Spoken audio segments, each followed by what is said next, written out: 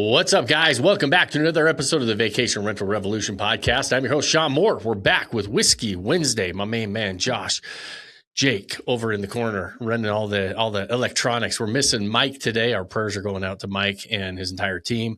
One of our team members is in having some medical issues, and so Mike is going to be missing. It's his daughter. She's one of our lead designers at the Vodyssey Design. So thoughts and prayers going out to them. We're going to miss them today, but we are going to still dive in for Whiskey Wednesday. Talk about all of those hot topics in the news, all the things that are happening in the real world that affects our short-term rental investing journey. And as a reminder, if you guys have questions, we always start with questions. We don't have any. I don't see any questions today, right? No questions last week. So if you have questions, send them into support@vodyssey.com. We'll get the questions answered on next week's or any upcoming week's Whiskey Wednesday recording. And so today we're going to talk about. We always start off with a shout out. We're going to give a shout out to Matt and Ari Morris. Their property launched in Sunset Palms on 30A. We post these properties in the show notes so you guys can check them out. We always say success leaves clues, but a big shout out to the launch and the design going out in 30A. I know that everybody's going to be excited about that as we roll into beach season. So we're right on the front end of beach season, and this looks like a very fun property to stay in. So Matt and Ari, good job on that property.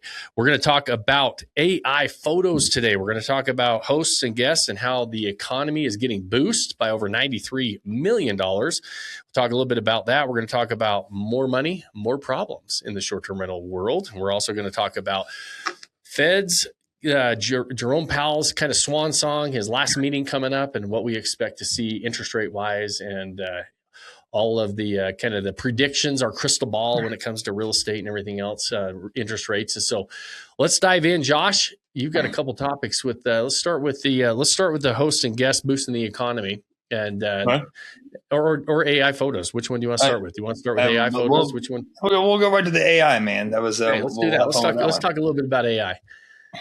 Right. Yeah. So, we're seeing more and more, I would say owners or hosts starting to incorporate AI into their photos. In general, there are certain guidelines in Airbnb's TOS, for example, that they prohibit certain usage of it. And I think that in general, when you peel back all the layers, what you're really seeing is vendors and or hosts trying to take shortcuts. Right. Yeah. And that doesn't work in the long term. I'm not a fan when we do photos as well. We do our own staging. It's real. We're going to edit some colors. We're going to, maybe clear sky corrections here and there, whatever the small things are. But as for adding things that don't exist, I don't mean like adding a barrel sauna when it's not there. I mean, is like, hey, we're going to I have this great fire pit and I'm going to put these 7 make-believe people around this fire pit. I'm going to promote that. Right. In the clear lines of TOS, based on Airbnb, that's an event that never happened. Right. And you can't say that experience is something that's there. We can do those. And we say, hey, you use them on your website. You can use them on social media or your advertising, but don't use it on the OTAs. And the OTAs may not have a certain thing now to where they're going to take, but we're seeing to where as more and more people start doing that, we're getting to a certain, precipice to where Airbnb or VRBO is going to start restricting them or compressing the listing exposure because you're showing things that aren't real. Right. Yep. And the consumer doesn't want to see that. If you ask your guest, hey, would you rather see this photo with a real breakfast set up on the bed? Or would you rather see an AI version of it? And which one do you feel more comfortable with? Right. And the consumer is going to tell you the real one. Right. And we saw that with all the ads on the Super Bowl this last year that went that AI direction, and the consumer, the public response was atrocious. You know what I mean? And everyone pulled back spending on that. So I think in general, if you're going to do the work, do it right. You know what I mean? I couldn't agree more. This has been a topic that we've been discussing within our Vodyssey group in our coaching calls. And my opinion on this has been fairly strong right now, because what I think we're seeing is everybody used to Photoshop in the sunsets, right? And that became kind of like the normal thing. It's like, well, fix your sky. We're going to put these really pretty skies, right? And so if you could see a sunset from your house, great, fine. Like I get that you sometimes have sunsets, but people even started sunsetting houses looking east, right? And so Right. it's like, show me a sunrise, not the sunset, right? Yeah. There's no possibility of a sunset looking east, and so that didn't really become a massive problem. What's really happening though now is we start leaning into lifestyle photography. You guys, 5STR guest book, you guys are, you're one of our preferred vendors within our Vodyssey family. You've done a lot of these photo shoots. They're multiple day photo shoots. They're expensive photo shoots. You're setting a lot of scenes.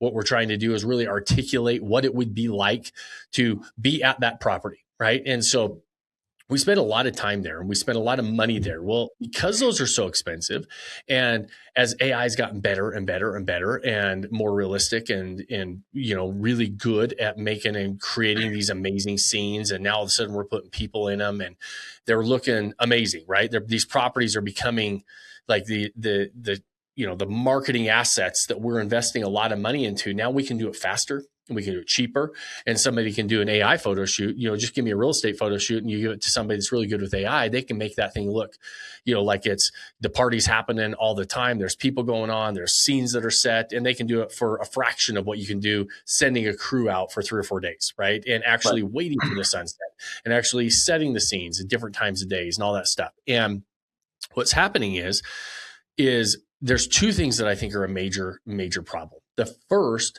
is the Airbnb Vrbo, the more issues they start to have. And, this last week, just in the last week alone, I've talked to 3 different people, completely unrelated to Vodyssey, just people who listen to the podcast, who know us in our personal groups, that they know what we do.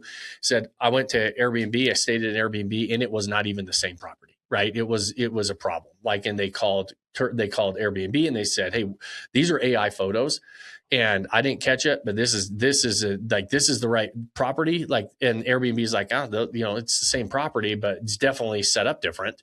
Definitely looks a lot better.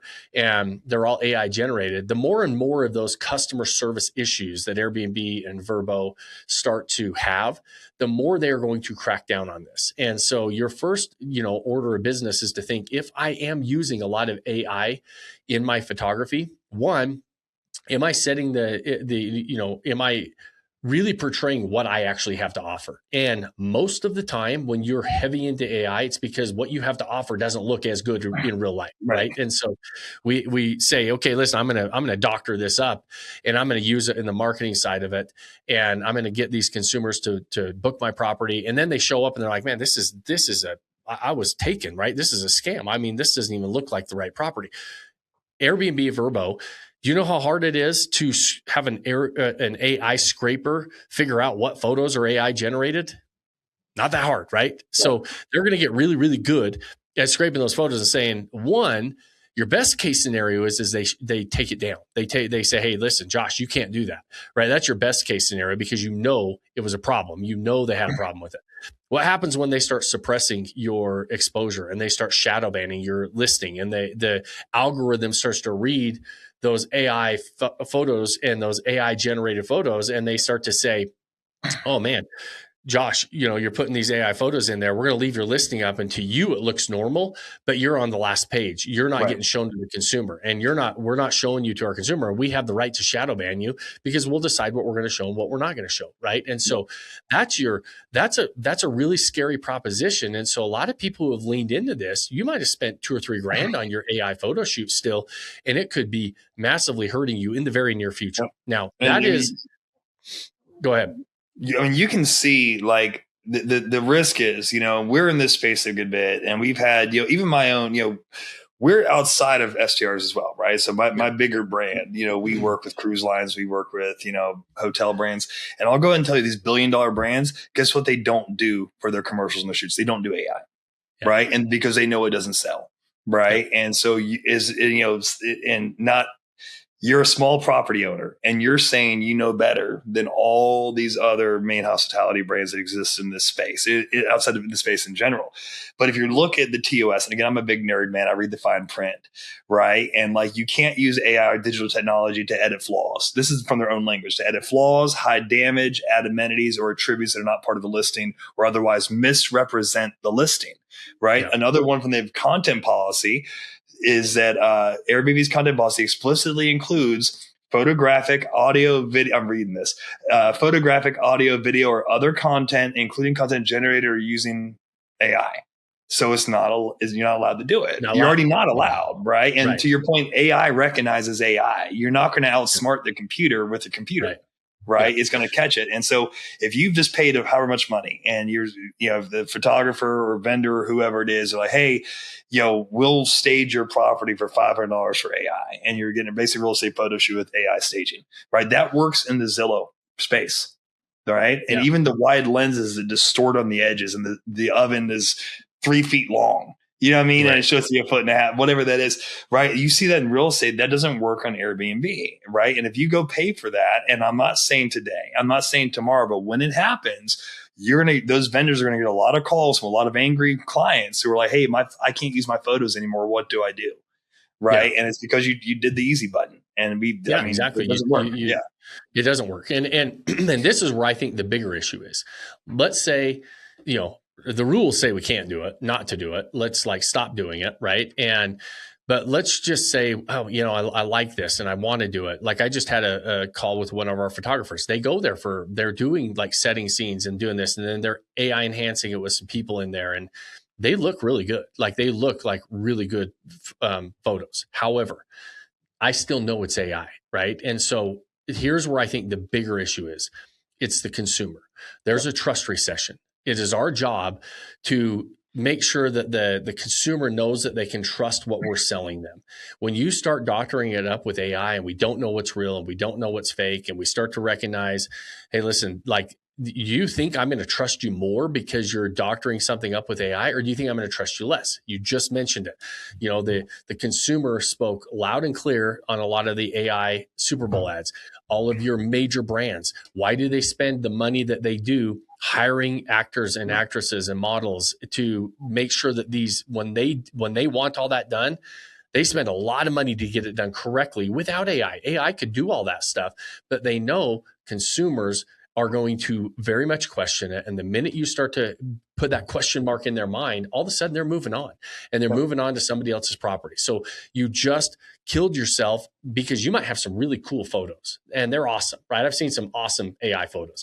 I'm not saying they're not good. I'm saying they're not going to work, right? And so I think you have to be very, very intentional about these photo shoots. People always ask me on these lifestyle photo shoots and why I'm so critical of them and so picky. I mean, Josh, you know how critical I am. Oh yeah. I mean, I look at photo shoots from professionals in the space and I pick them apart because what the number one thing that I say is it doesn't look natural.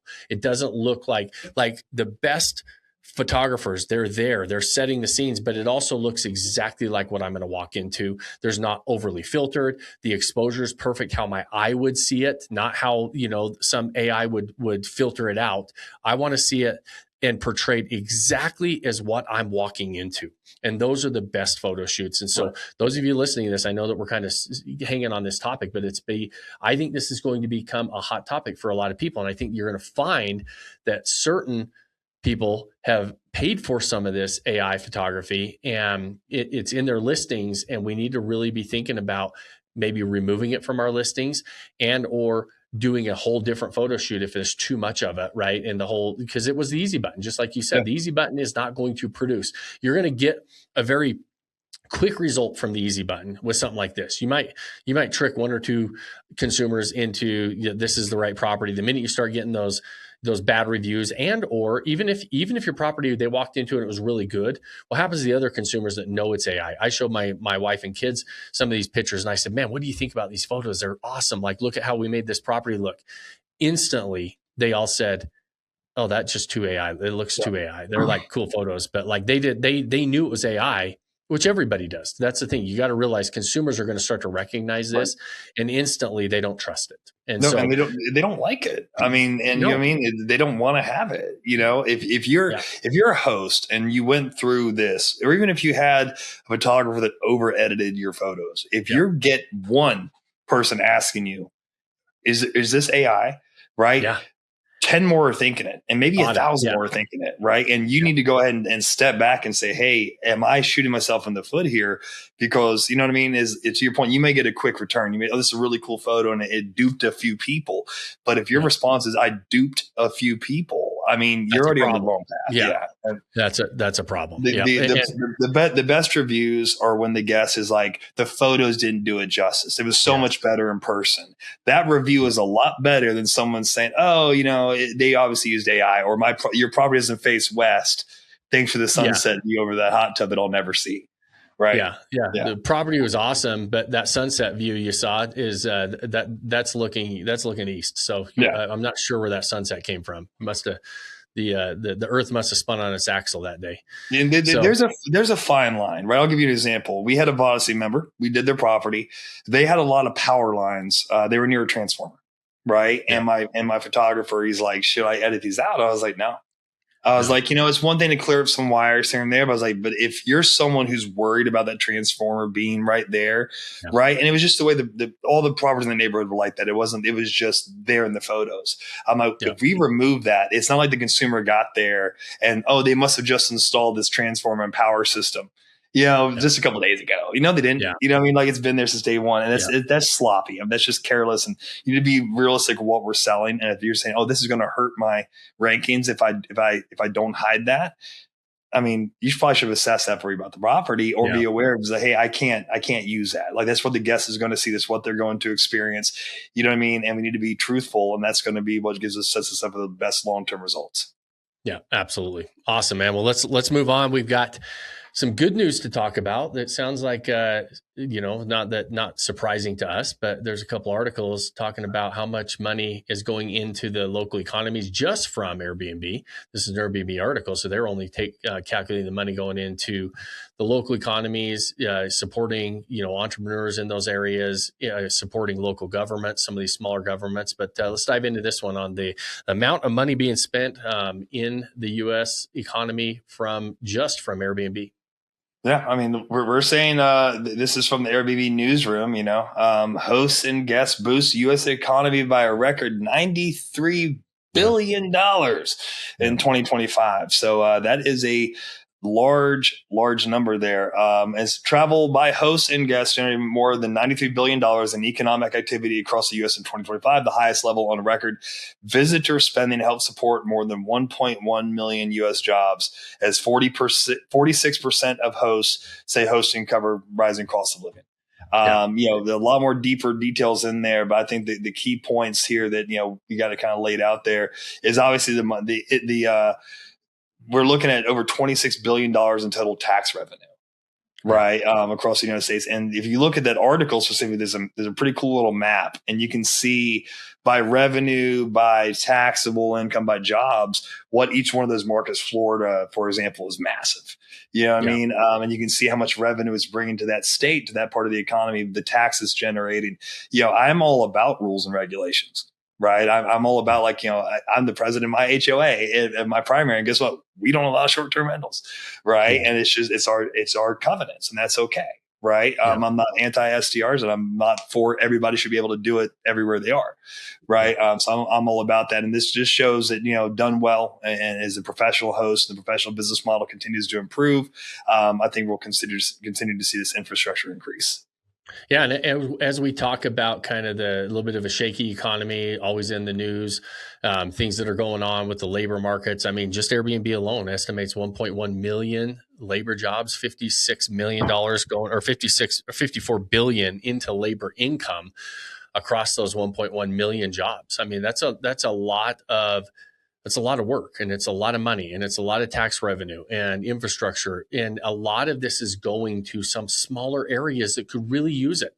When you looked at that map, obviously you saw Florida was massive. California has a lot, but really it's well spread out throughout the U.S. I mean, this is money going into a lot of those backyard resort communities, a lot of those economies that could really use a lot of these jobs coming in. And so I think that a lot of local municipalities are recognizing not just the tax infrastructure, but also the job growth and the labor force being, supported in a lot of these areas from this asset class. I was watching, we were just watching some movies over the weekend, and we were on Hulu watching some TV and some movies, and the ads were coming up.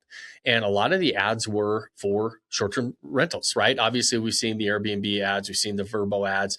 You're starting to see hotels.com, and their entire hotel.com ad didn't show one hotel. All it showed was vacation rentals. Right. Expedia, same thing, vacation rentals. And so it is something that is very much, accommodation that the consumer is saying, we like this. Obviously, we always say hotels, short-term rentals, completely different markets. If I'm a business traveler, if I'm going in and out of it for an event or something, a lot of times hotels work better for me. But when they're advertising now for vacation travelers, short-term rentals are very much the preferred accommodation choice there. And we're seeing how it's supporting a lot of these economies across the US. And I think it's something that we need to pay attention to. Those of you that are always listening, just know when we are referencing articles and stuff, Jake, you're putting those in the show notes, right? Yeah. Those will all be in the show notes along with the property. So you can go reference some of that stuff. And another point to your hotel is, this is in this article here, is that 63% of US census tracts are home to active Airbnb listings, but no hotels, right? And there'd be certain markets, there are no hotels, right? And you see a lot of those destination markets outside the big ones, they're not a hotel market, right? And if you're going to vacation there, you're going to be in a vacation rental or short-term rental of some sort. Right. Yep. And so, but definitely a preferred accommodation, and sometimes the only option for some of these local areas that really supports those local economies. You really shut it down if you turn, you say, hey, we can't do short-term rentals here because it doesn't allow anybody to come in because you just don't have the hotels in there. Right. And so awesome, man. Well, listen, as people are spending a lot more money or making a lot more money and dumping it into the economy, Jake has a topic called more money, more problems. A lot of people will disagree with that. More money, more problems. But I'll take those problems. American travelers are spending more than ever before on travel. Average trip costs surpassing $7,250 per trip in Q1 of 2026. However, demand for cancel for any reason, the only traveler insurance that benefits those cancellations outside of like the covered things rose. People buying travelers insurance rose by 29% in Q1 of 2026, all-time high. Airbnb's reserve now pay later is fueling a lot of the consumer being comfortable booking some of these properties, knowing that they can get a refund or cancel that if they need to. Refunding guest policies, Josh, I'm gonna come to you for some of this stuff on the refunding and understanding cancellations on how to prevent and handle them with self-managing. But people are paying more for vacations. Get them. Do we pay? As we're getting them to pay more, are they expecting and willing to pay more, as long as it sounds like if there's some flexibility with what's going on? We always, I've talked about this in the past a little bit, is a policy that we've had on our short-term rentals for quite some time now. And it's I don't know anybody else that does it. Maybe more people are since I've talked about it. And definitely more people should think of it when you start to see stats like this, is we have like hotel room type cancellation policies. They can cancel within 24 hours of book. And so they don't even need the travel insurance. They don't even need to do that. And so what we believe is it gives us a competitive advantage. And this is validating that hypothesis that gives us a massive competitive advantage, because the consumer is saying, they're spending 29% more in Q1 of 2026 on cancellation insurance. But also, how are we as hosts going to, do what I'm doing and try to use it to my advantage and as a competitive advantage by allowing it and offering 24-hour cancellations to our guests, because I want them to feel comfortable booking with us? Or two, what are we doing to try to say, okay, if I know the consumer is thinking about canceling, they're buying this extra insurance, how does that cover me and how does that help me as well with our stuff? But we know from the consumer, if we offer them the ability to cancel, they can cancel, right? But as a host, cancellations, refunds, how does that affect my rankings, my host reputation on the Airbnb, or like on Airbnb and Vrbo? Josh, I know that you know a lot about this, so I'm going to have you pipe into that side of it. Yeah. One, don't tell them my secret, Sean. Right. That's why I win. That's why I do so well. Yeah. Yeah. Right. Yeah. So, I'll give you an example. So we leave our cancellations super flexible, right? In the peak season months, we have it set at 5 days.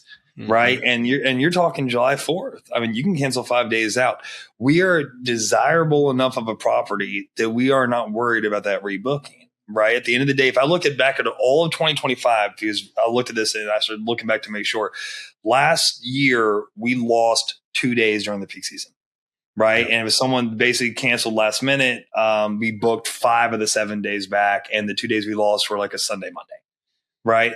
But we were able to charge higher rates because the consumer is like, hey, I'm comfortable paying this. I'm comfortable booking it because if something changes down the road, I don't want to lose out on this property. But if something changes down the road, I'm not stuck. I'm not beholden to it. Right.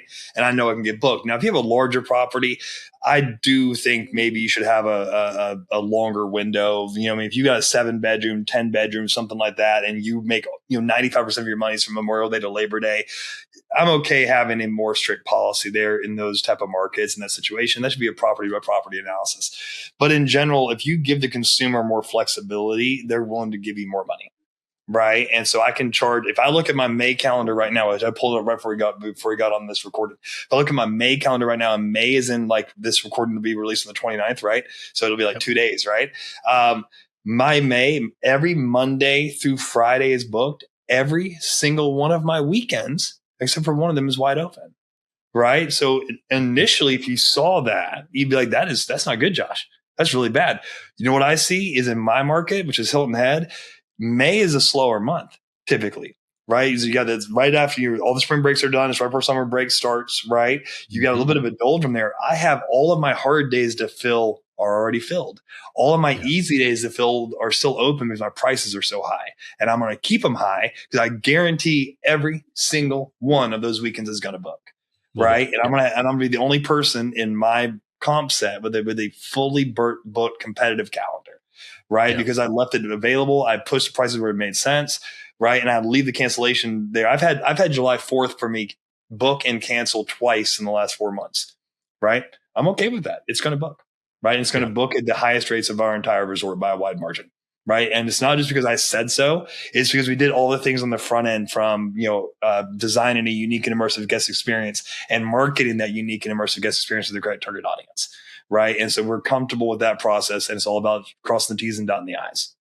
Yeah, absolutely. And that's what we say. Like it's, we always say this is a game of 1,000 golden BBs, not one silver bullet. And that's just like when you mentioned, and where the policy is for us is give the guest as much flexibility as possible, make them feel as comfortable as possible. We just talked about a trust recession with our consumers out there, not trusting everything that marketers are throwing in front of them. Well, make it easy for them to cancel, make it easy for them to back out if they need to. We also know from consumer behavior and human psychology that once we make a commitment, we very much want to keep those commitments. And so whether I have to keep it or not is irrelevant, because naturally human behavior wants to keep commitments. It's why marketers ask you for micro commitments along the way all the time, right? When you actually get somebody to book your property, even though in the back of their mind, they're like, yeah, I'm going to book this one because I know I can get out of it. And it gave me a competitive advantage. The minute they book it, guess how many more properties those consumers usually are looking at?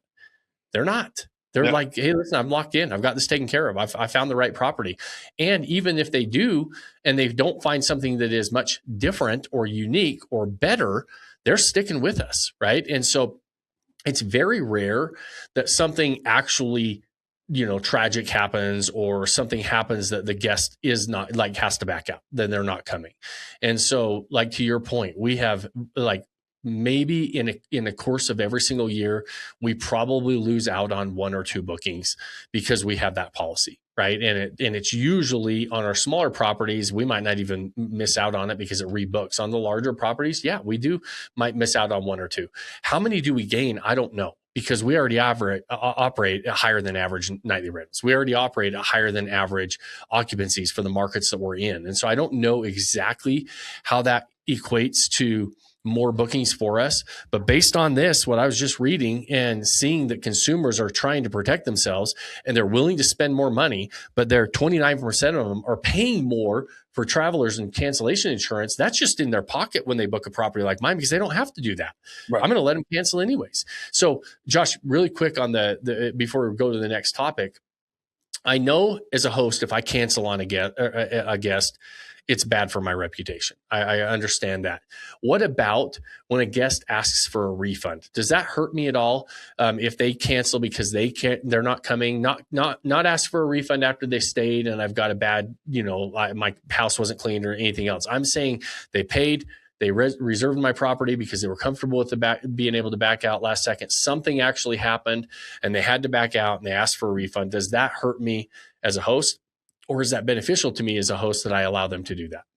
I would love to paint a pretty picture, but the reality of what I see, right? And so if I use a site like RankBreeze, right, or Price Labs Optimizer, and basically don't take it with a grain of salt, step back and look at the total data set in front of you.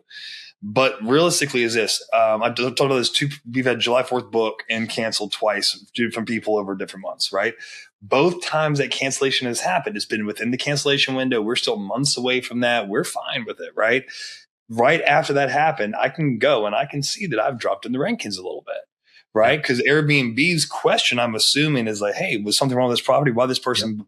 But guess what happens? The second we pick up another booking, the second that Airbnb makes money off of us again, or we get a review, guess what happens? Shoot right back up, right? Yeah. And so we can see inflection points. What I would look at is trends, right? If I go back and look at a 90-day window and I see that I'm slowly falling, right? And my calendar's open. If your calendar's booked, it makes sense because you have no inventory to give. But if all things are being created equal and your calendar's wide open, check those inflection points. What did the fall start happening? And Sean, you and I were talking with a Vodyssey member a couple of months ago who basically got a bad review on one property and it affected his other properties. Yeah. Right. And he didn't catch it. And it was like, hey, hey, this is, you got a 1-star review over here for something that wasn't it happens, right? It just horrible situation is what it is. But your other properties got hurt because you as the host, Airbnb is like, oh, wait a minute, is John Doe's property causing us issues? Let's take a step back on that. And so if we're playing in their sandbox, like you always say, we've got to play by their rules. And we need to understand the rules that they're judging us by.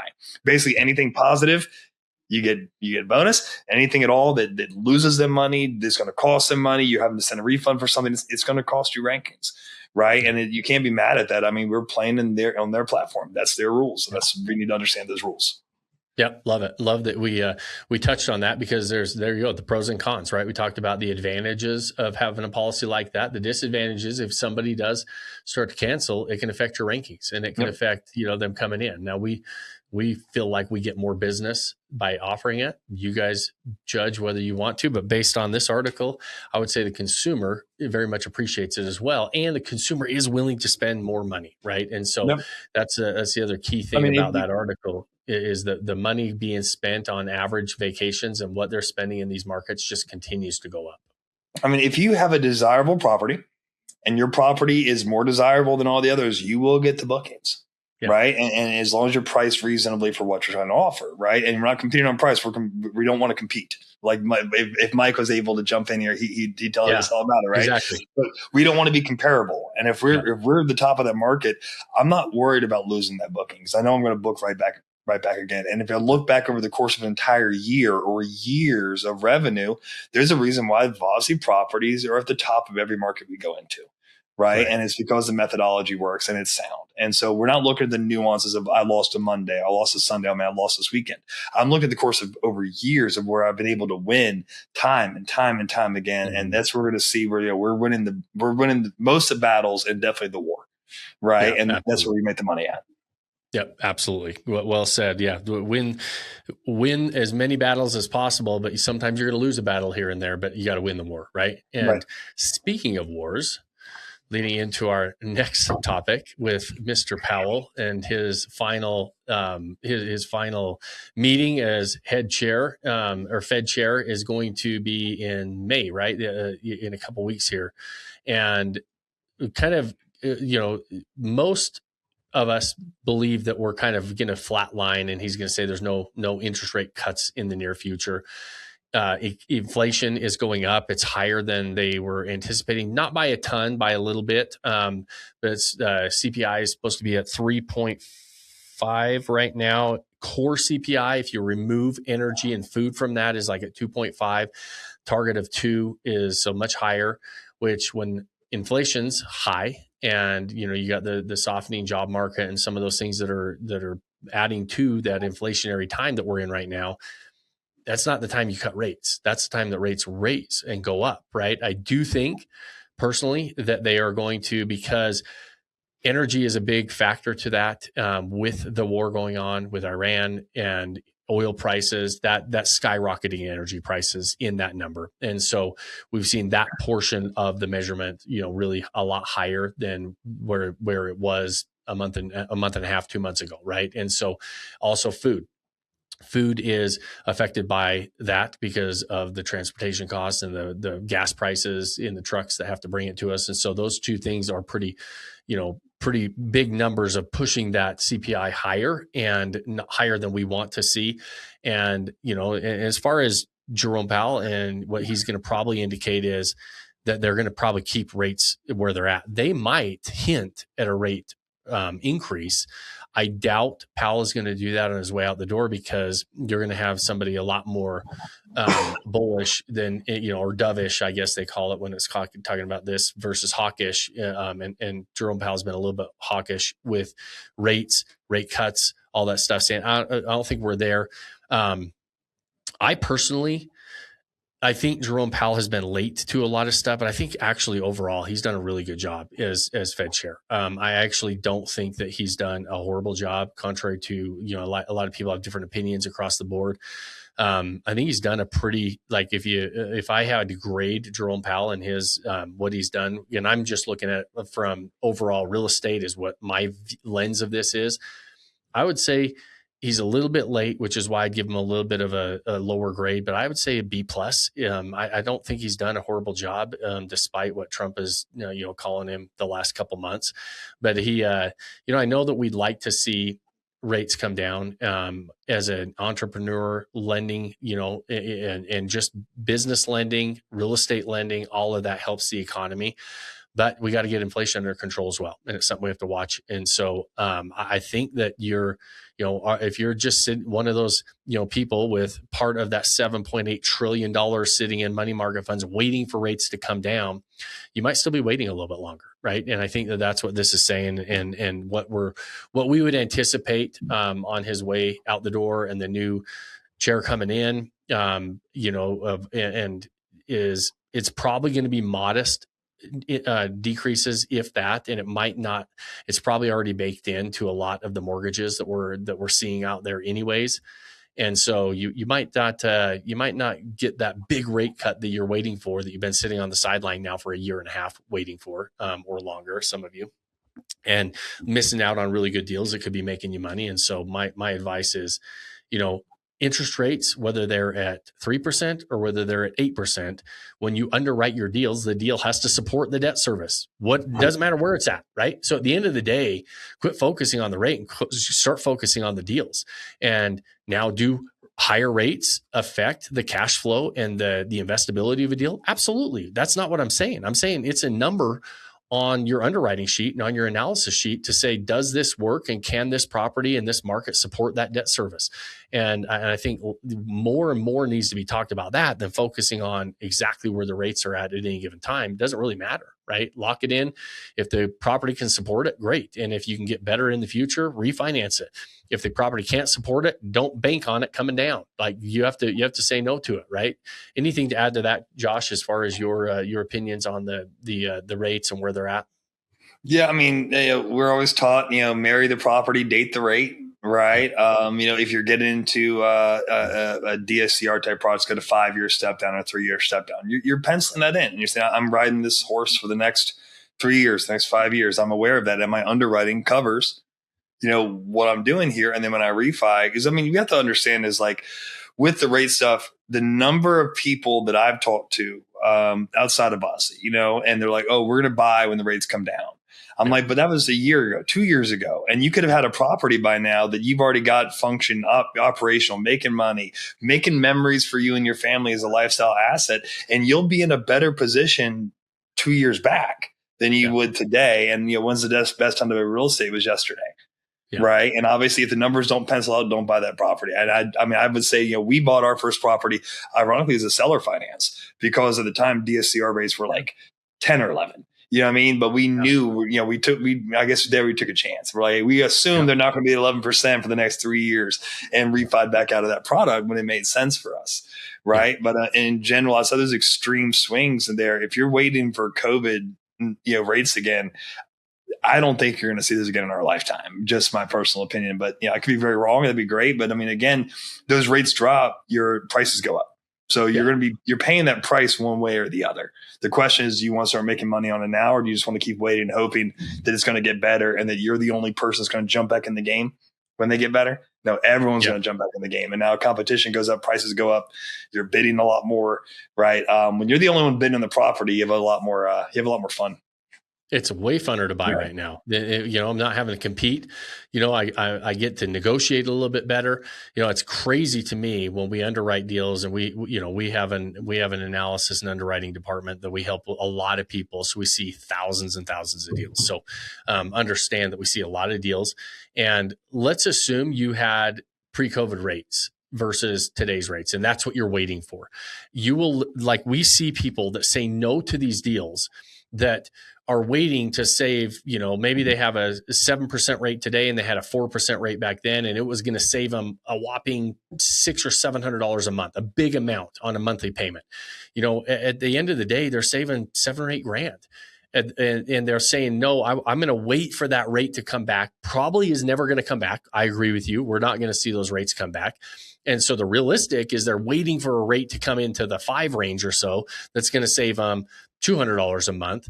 And so they say no to property because they want to save $2,400 a year on their payment versus a property that might, because of that, it's still, let's say this, like we look at properties all the time, they're positive cash flow. Let's say it's only making you $1,000 a month.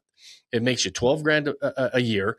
And so I'm a net positive $12,000 a year, even if I have to use some of that $2,400. If I refinance, I could make me an extra $15,000 a year instead of 12. But I wait for 3 years. So I give up on the cash flow for 3 years. I give up the appreciation for 3 years. I give up the note pay down for 3 years. And right now, for many of you listening that are sitting on the sidelines, you're giving up a massive tax advantage that's going to save you a significant amount of money in your pocket, many times up to about 10% of the deal. And so if you're putting 10% down, it's basically covering your whole down payment on a cash flowing property. And you're sitting there waiting on the sidelines because you want to save $300 a month when the rate comes down. And I think that it's a massive mistake that a lot of people are making, and not that it is what it is. It's the name of the game, and it's the name of real estate investing. I'm not going to convince anybody on this podcast because I haven't convinced them yet. Because that number, I think a year ago was $7.2 trillion sitting on the sideline. Now it's at 7.8, and so maybe I'm making the case for people sitting money in the sideline. Maybe I'm a really bad sales guy on this, but. But at the end of the day, those of you that are in the game understand that's what you're doing. You're focusing on a small part of a deal. The deal has to cover that debt service. The deal has to cover those higher rates. But if it can, don't give up on quality assets and quality areas that produce money and put money in your pocket every single year and save you massively on taxes. Let somebody else pay for these nice properties for you, along with some positive cash flow, because you're worried about an extra point or two on the interest rate, especially if the property can handle it and the market can handle it. So, okay, guys, we are going to, Jake just popped up. Projected to exceed $8 trillion in money market funds by the end of 2026. Wow, that just keeps going up. So crazy. All that is all that I look at that and say, what is the consumer sentiment out there? That means investor sentiment and consumers are wanting to sit on the sidelines. They're waiting. They're sitting there in wait and see mode. That's a massive amount of money in wait and see mode. Eventually it gets dumped into markets, and real estate is one of the markets it will get dumped into. And those of us that own assets, when that money comes in, we're going to be really happy we got in when we did, and that we own these assets when that money starts dumping in. So we're going to wrap it up for today. We have one more topic we're not going to get to. We're going to wrap up today. and send our prayers toward Mike and the family, and so that they're back in action and everybody's back healthy. Josh, it's been awesome, man. We'll do it again next week. Sir. Those of you listening, we appreciate your time spending it with us. We always ask you those favors at the end. Like it, share it, review the show wherever you're at, so the algorithm can help us find other people. You don't run a bunch of ads and sponsorships, so the only way it grows is if you guys share it. And I think that Jake told me we have 56% of you that listen regularly, not like one-time listeners, regular listeners that don't subscribe. Guys, follow us, subscribe us. Those things help us on whatever platform you're on. And so just hit that subscribe or follow button. And that is very appreciated for the algorithm. The final, most important thing I ask you at the end of every episode, pick that one thing you can do today. Start building that life you don't want to take a vacation from. Cheers, my friends. Cheers, Josh. Cheers, brother. Thanks for joining us on this episode of the Vacation Rental Revolution podcast. Share this with other people you think need to hear about it. And don't forget to subscribe and leave us a review. Hey Grace, is there a website? Yes! For more amazing content and expert advice, visit Vodyssey.com. Thanks for listening, and we'll see you on the next episode.